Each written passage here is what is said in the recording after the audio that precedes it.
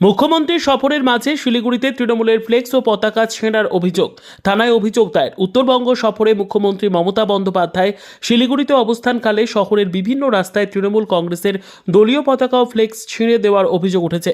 এই ঘটনার প্রতিবাদে শিলিগুড়ি থানায় লিখিত অভিযোগ দায়ের করেছেন দার্জিলিং জেলা তৃণমূল কংগ্রেসের সমতল শিক্ষা সেলের কর্মীরা। অভিযোগকারীদের দাবি, বিজেপির কিছু কর্মী ও সমর্থক এই ঘটনার সঙ্গে যুক্ত।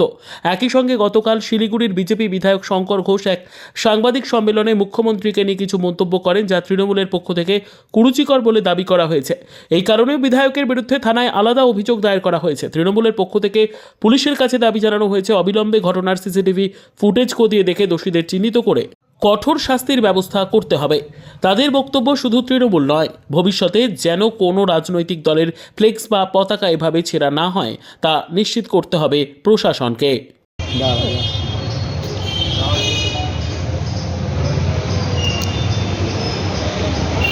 এই আয় পিছিয়ে পিছিয়ে অল্প আয়।